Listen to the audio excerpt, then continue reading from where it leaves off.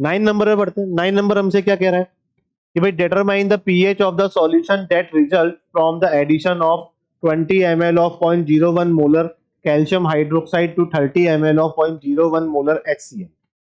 Again यहाँ पर एक आपको स्ट्रॉन्ग बेस गिवन है और एक आपको स्ट्रॉन्ग एसिड गिवन है। अगेन किस टाइप का क्वेश्चन हो गया ये आपका हेट्रोजीनियस मिक्सचर का, हेट्रोजीनियस सॉल्यूशन का। तो हेट्रोजीनियस सॉल्यूशन का मैंने भी आपको बताया कि तरीका क्या है कि आप कैल्शियम हाइड्रोक्साइड आपका बेस है, इसके लिए आप क्या निकाल सकते हैं, इसके लिए आप नॉर्मेलिटी इनटू वॉल्यूम निकालिए। ठीक है, ग्राम इक्विवेलेंट एक तरीके से निकालिए, ये मिली इक्विवेलेंट यहाँ पे निकलेंगे। ये क्या आ जाएगा मिली इक्विवेलेंट जो आएंगे आपके, वॉल्यूम क्या आपको मोलरिटी कितनी गिवन है 0.01। नॉर्मेलिटी क्या होती है molarity into n factor, calcium hydroxide का एन फैक्टर कितना 2, वॉल्यूम कितना ले लिया यहाँ पे 20 ml। मिली इक्विवेलेंट इसलिए बोल रहे हो कि वॉल्यूम अपन ml में लिख रहे हैं। ठीक है, तो कितना आ जाएगा ये आपका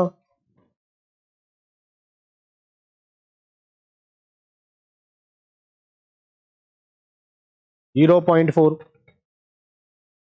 ठीक है, 20 इंटू 2 40, 40 इंटू 0.01 है तो 40/100 बोल दो, तो कितना आ जाएगा ये आपका 0.4। ठीक, सिमिलर यदि हम बात करें, हमें HCl दे रखा है, HCl के लिए ग्राम इक्विवेलेंट की हम बात करेंगे क्योंकि यहाँ पर मिली इक्विवेलेंट हमारे निकलने वाले। यहाँ पर मोलरिटी कितनी है 0.01 गिवन है। ठीक है, दोनों मोलरिटी दोनों की सेम ही है। एन फैक्टर यहाँ पे लेकिन HCl का 1 ही रहेगा क्योंकि एक ही H+ आयन जो है वो लिबरेट हो सकता है। 30 ml वॉल्यूम दिया है तो आपकी मिली इक्विवेलेंट यहाँ कितना आ जाएंगे 0.3। अब दोनों में से क्वांटिटी किसकी ज्यादा है, कैल्शियम हाइड्रोक्साइड, किसकी क्वांटिटी ज्यादा है कैल्शियम हाइड्रोक्साइड। तो यहाँ पर अपन N1V1 minus N2V2 equal to N resultant into volume resultant लगा सकते हैं। अब यहाँ पर N1V1 हमारा क्या हो जाएगा, बेस को बोल सकते हो, ये बेस हो गया आपका और ये आपका एसिड हो गया। ठीक है, तो यहाँ पर यदि हम N1V1 की बात करें तो कितना हो गया 0.4 माइनस 0.3। अब जो यहाँ पर रिजल्टेंट नॉर्मेलिटी होगी, एक यहाँ पर क्या प्रेजेंट होगा भाई, कैल्शियम हाइड्रोक्साइड था और HCl प्रेजेंट था। अब कैल्शियम हाइड्रोक्साइड की क्वांटिटी ज्यादा है, इसका मतलब है आपके सॉल्यूशन में जो फाइनल सॉल्यूशन बनेगा उसमें OH माइनस आयन कंसंट्रेशन देखने को मिलेगी, क्योंकि H+ आयन कंसंट्रेशन कम थी, OH माइनस आयन कंसंट्रेशन ज्यादा है, तो H+ आयन कंसंट्रेशन तो पूरी खत्म हो गई। सो फाइनली सॉल्यूशन में बचेगा क्या, OH minus ion concentration. Into volume resultant की बात करें तो कितना 20 + 30 कितना 50 ml।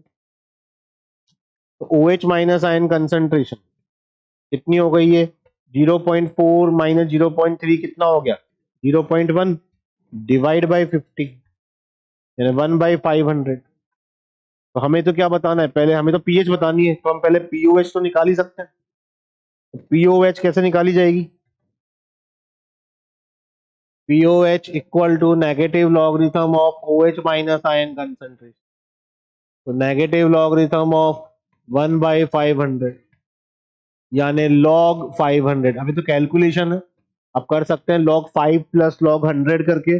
log 100 की वैल्यू 2 होती है और 5 की वैल्यू 0.7 ले सकते हो आप, तो 2.7 हो गया। ठीक है, log 500 की वैल्यू कितनी आ जाएगी 2.7।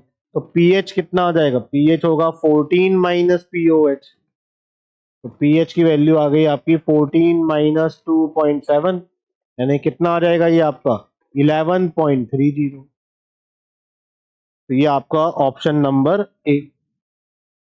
ऑप्शन नंबर ए क्यों है, ये चीज आपको क्लियर होनी चाहिए कि भाई आपका कैल्शियम हाइड्रोक्साइड जो है वो आपका यहाँ पर उसकी क्वांटिटी ज्यादा थी, तो आपका जो बेसिक नेचर देखने को मिलेगा, तो ऑब्वियसली बेसिक नेचर होगा तो पीएच 7 से ज्यादा ही होगी। ठीक,